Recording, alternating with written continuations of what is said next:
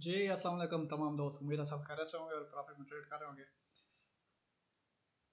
आज हम गोल्ड की फोरकास्ट करेंगे और फोरकास्ट कुछ इस तरह से करेंगे कि भाई सबसे पहले आपको वर्किंग दिखाएंगे कि जो मैं लाइव ट्रेड में कर रहा हूँ और वही चीज़ मैं आपको बताता हूँ, ठीक है। और ये स्क्रीन पे आप देख रहे होंगे, ये लाइव ट्रेडिंग सेशन नंबर 17 था जो कि मैंने आज लाइव ट्रेडिंग किया 1 घंटा 48 मिनट का। और इस वीडियो में आप देख सकते हो मैंने सेलिंग भी कराई और इसमें लास्ट जब मैं जाने लगा तो मैंने बाइंग का एरिया भी बताया गया कि अब गोल्ड बाय है और बाय का टारगेट वो है, टारगेट भी बताया। आप चलते हैं, आपको चार्ट पे लेके आया हूँ, ठीक है। और आपको दिखाना चाह रहा हूँ कि देखें जो टारगेट मैंने दिखाया था लाइव में, ये बाइंग टारगेट है। ऐसा नहीं है कि ये मैंने बाद में ड्रा किया हो, आप मेरा वो लाइव सेशन देख सकते हो।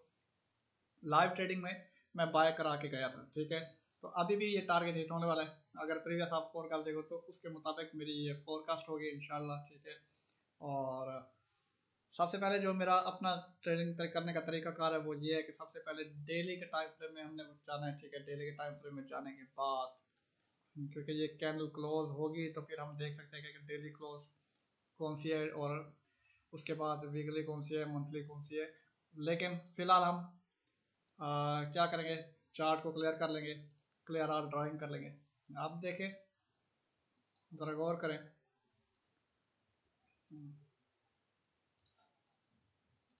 जो कैंडल स्टिक पैटर्न जानते हैं तो उनको पता होना चाहिए, ये हमारे पास इवनिंग स्टार है, ठीक है। एक इवनिंग स्टार हमारे पास पैटर्न बना है और 2000, यहाँ पे मैं लिख देता हूँ कि भाई हमारे पास जो पैटर्न है ये है इवनिंग स्टार।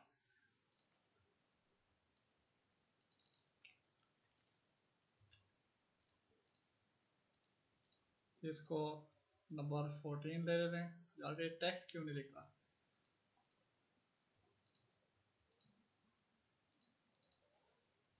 अगेन लिखते हैं, यहाँ पे मैं लिखूंगा कि भाई ये हमारे पास इवनिंग स्टार है।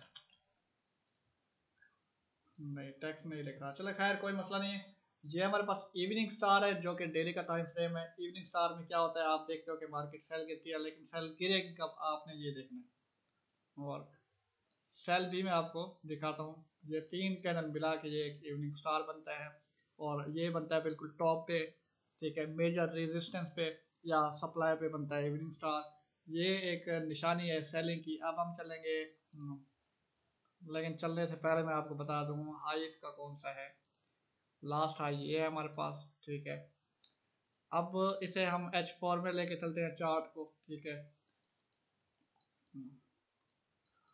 ओल्ड हाई ये हमारे पास है। अब इस ट्रेंड लाइन के ऊपर मैं लिख देता हूँ कि ओल्ड हाई।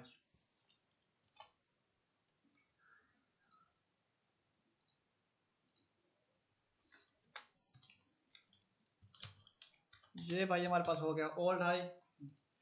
और ये सारा एरिया क्या था, इवनिंग स्टार था। अब होगा कुछ यूं कि आपके पास एक ये ऑर्डर ब्लॉक है, जिस ऑर्डर ब्लॉक पे ये ठहरा है, ठीक है। लास्ट इस ऑर्डर ब्लॉक का जो पॉइंट है वो 85 है।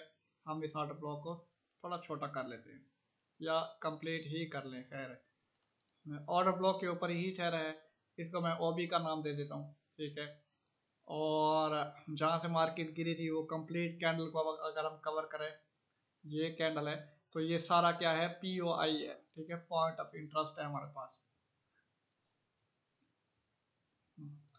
उसके अंदर ये ऑर्डर ब्लॉक है, ठीक है। अब पॉइंट ऑफ इंटरेस्ट जो है वो थोड़ा सा छोटा, जहाँ पे हमारे पास क्लोजिंग है वहाँ पे आके रुक जाएगा।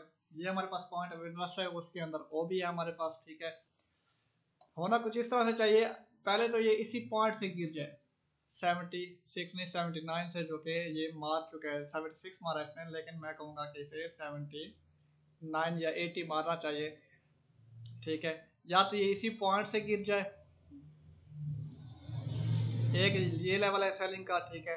और दूसरा कुछ इस तरह से सिनेरियो हो कि ये जब ब्रेक करे एरिया, ऊपर ब्रेकआउट देगा, तो यहाँ पे हमारे पास क्या बन जाएगा, जो SMC वाले हैं वो समझ गए होंगे। यहाँ पे हमारे पास बन जाएगा BSL, यानी कि सेलिंग आर्डर होंगे, उनके स्टॉप लॉस हिट होंगे। यहाँ पे स्टॉप लॉस हिट होने के बाद फिर मार्केट क्या करेगी, फिर नीचे गिरेगी। अब काफी लोगों के सेल यहाँ पे ऑर्डर पड़े हैं, काफी लोगों के ऊपर पड़े होंगे सेलिंग ऑर्डर, लेकिन मार्केट करेगी क्या? मार्केट वो एसएल वाले ऑर्डर हिट करके ऊपर ब्रेकआउट देगी और आप देखोगे कि ये हायर हाई बनेगा प्राइस एक्शन के मुताबिक। यहाँ पे फिर भी अगर ये ऊपर भी चला गया डाइवर्जेंस बनेगी इस तरह से, और इस जगह से तकरीबन 2200 के ऊपर मार्केट गिर सकती है। ठीक है, मीन के आपने या तो इस एरिया पे ट्रेड लेनी है या फिर वेट करें ये एरिया जो कि 2195 का एरिया है, या इसे ब्रेक होने दें। 2195 जब ब्रेक होगा तो 100% ये सेल गिरेगा। ठीक है, तो एक मैं यहाँ पे BSL के ऊपर भी आपको एंट्री दे देता हूँ कि हम अगर वो 85 वाला एरिया हमारा फेल हुआ तो 2195 या 2200 का एरिया है जहाँ से हम सेल ले सकते हैं। और यकीन करिए फिर बहुत बहुत डाउन गिरेगा, बहुत डाउन गिरेगा। ठीक है, और इसी जगह मैं आपको DXY भी दिखा दूं। ठीक है, DXY आप देख सकते हो ये ऑर्डर ब्लॉक था, ऑर्डर ब्लॉक तक आया है गोल्ड, इसलिए ये ऊपर चला गया, ये मैं लाइव स्ट्रीमिंग में कह के गया हूँ। ठीक है, और अब ये ऑर्डर ब्लॉक है, अब इसके ऊपर है कि भाई ये इसी पॉइंट से ही ऊपर जाना चाह रहा है या फिर ये नीचे अगेन इस वीक को फील करके ऊपर जाएगा।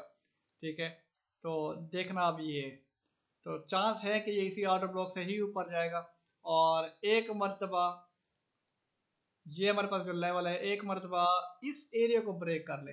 ठीक है, ये जो एरिया है DXYH4 के, इस एरिया को ब्रेक कर ले तो 100% DXY जो है ये लेवल छोड़ के फिर डायरेक्ट इस हाई पे चला जाएगा। जितना अप जाएगा गोल्ड उतना डाउन मूव करेगा। DXY के इस एरिया को ब्रेक होने दे, फिर कंफर्म गोल्ड परमानेंट सेल है, यानी कि इतना लॉन्ग सेल गिरेगा कि आपकी सोच है जितना स्पीड में बाय गया है उतना स्पीड में शायद उससे भी तेज फिर ये गोल्ड क्रैश हो सकता है अगर ये ब्रेक होता है। तो ब्रेक ना हुआ तो फिर आप स्टेप बाय स्टेप चलिएगा जैसे मैं फोरकास्ट करता हूँ, या फिर आपका माइंड अलाउ करता है आपको ट्रेड करने के लिए, तो फिर आप उसी माइंड के साथ चलिएगा। ठीक है, आप देखें ये बुलिंजर बैंड है, बुलिंजर बैंड का थोड़ा मैं आपको बता दूं, TDI इंडिकेटर है, थोड़ी एक स्ट्रैटेजी भी है। TDI इंडिकेटर के ऊपर रेड और ग्रीन का ब्रेकआउट होता है। और दूसरा आप देखें ये जो बुलिंजर बैंड का ये दरमियान वाला बैंड है और इस बैंड के ऊपर एक अच्छी मोमेंटम वाली कैंडल क्लोज हो, नीचे से रिजेक्शन हो, तो फिर ये दो सिचुएशन मिल गई तो प्रॉपर बाय है। लेकिन मैंने एरिया भी लगाया था। ठीक है, तो एरिया से ब्रेकआउट हुआ और मार्केट ऊपर चली गई है।